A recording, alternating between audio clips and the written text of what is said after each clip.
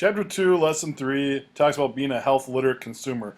We're all going to buy things in our lives, and we want to make sure that we're making purchases not only that are healthy on our wallet in terms of the money we spend, but also are we're making the purchase for the right reasons for us. Sometimes we get caught up in advertising for one reason or another, and we want to be able to decipher the messages and ultimately identify the and compare the product that we're buying with other things that are on the market. So how do we do that? First of all, we want to make informed choices. It's important to be a smart consumer, basically a shopper, especially when your health is involved. If you're buying a bottle of shampoo, maybe it really doesn't matter what kind it is, or you don't really think it's going to affect your health, but sometimes we read about recalls and different things in the news, and we really need to be up to date with the products that are not only available to be purchased, but might be new on the market, might be well established, might have different variations that are out there. It's not like you go to the grocery store and buy the one bottle of shampoo. There's many different options out there. A health consumer is someone who purchases or uses health products or services. As you get older, as you buy more and more of the products around your house, you don't rely on your parents or guardian or someone like that to stock your bathroom with soap and shampoo and other products that we use every single day. You're going to have to be able to know what it is you're buying and for what reason. And it's all about making good decisions. Advertising plays a big role in this. A written or spoken message designed to interest consumers in purchasing a product or service. There's a reason why at about 5 o'clock every day when I'm watching TV when I get home from school, I see commercials to order a pizza. Well, they want me to order a pizza at 5 o'clock since dinner time. They want people to say, well, I don't feel like cooking. That will be the easy solution. You don't see a pizza commercial at 10 a.m. in the morning because people aren't ordering pizzas. And there's a whole method to the reason why companies advertise when and how that they do it. This is a small short clip from the Simpsons that I like. This is Mr. Burns trying to decide which ketchup he should buy. There's ketchup and catsup, and he's making it a bigger deal, but clearly he doesn't know what he's buying, and the guys that work at the store are going to kind of give him a funny look here. Ketchup, ketchup, ketchup, ketchup, ketchup. I'm in way over my head. Now let's just compare that for a second to the shampoo example I gave a moment ago. If you're sitting at a store, can't figure out what shampoo to buy, you're going to be in trouble. Now imagine everything else in your cart or in the whole grocery store that you may have similar questions about.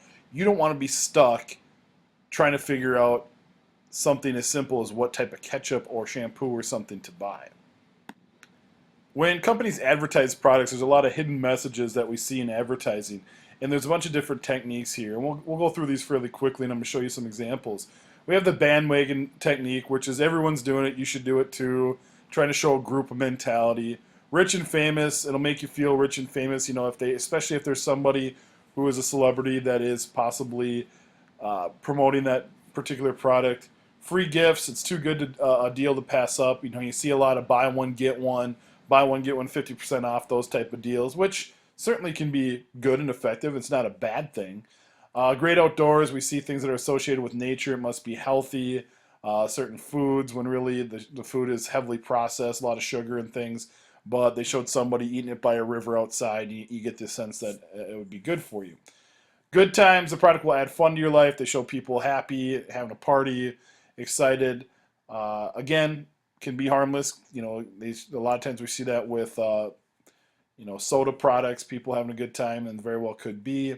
And a testimonial, again, is very similar to Rich and Famous. We see somebody who is either A, had success with the product, or oftentimes it's a celebrity endorsing the product.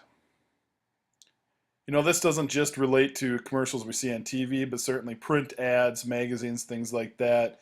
These are just some examples. We certainly don't know Michael Jordan was somebody who, really revolutionized the products for athletic gear, Nike, things like that. Jared is all over the news for Subway. I would call that a testimonial.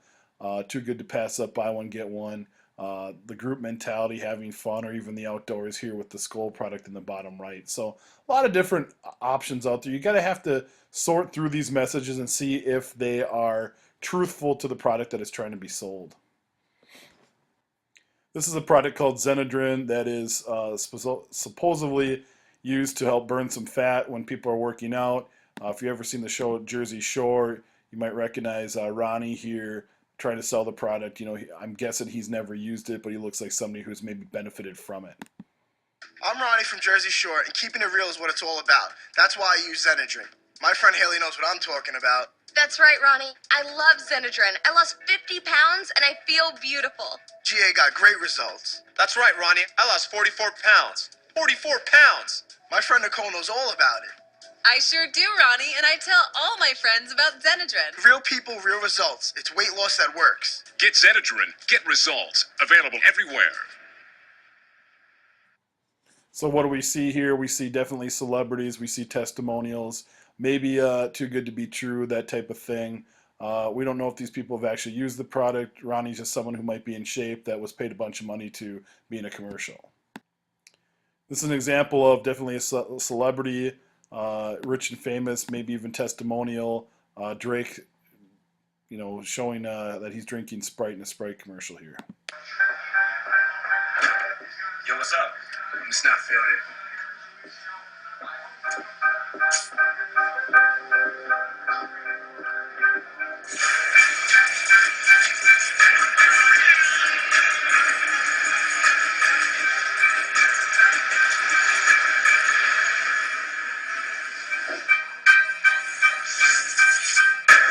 Last name ever, first name greatest, like a spring. So we often see celebrities sell products, and Sprite obviously is something that's very common on the market.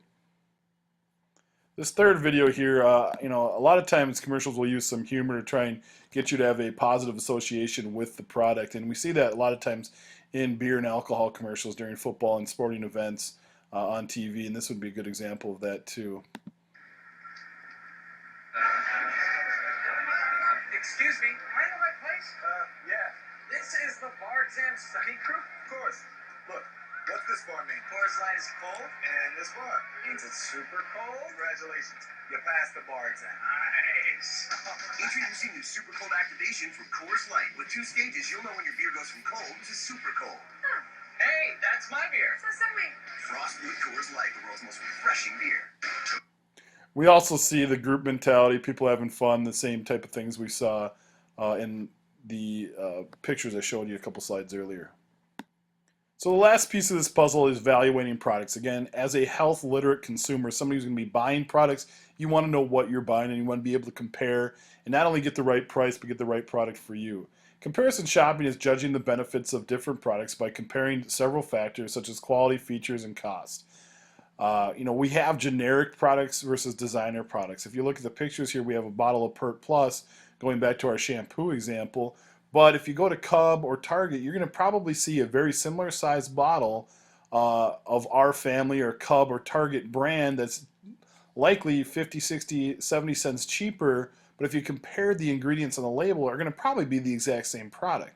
In fact, I have a friend who works for Crystal Sugar up in North Dakota, and you can go to the store and buy a bag of Crystal Sugar for whatever it is, $1 or $2. But right next to it will be, especially at Cub Foods, will be a Cub brand bag of sugar that comes from Crystal Sugar. It's just a different packaging. Cub pays a different price for a different package to sell their own product, but it's the exact same sugar from the exact same plant in 2 different packages. So we have to know the difference between the generic brands and the name brands, and sometimes we can save some money by getting really the same type of product.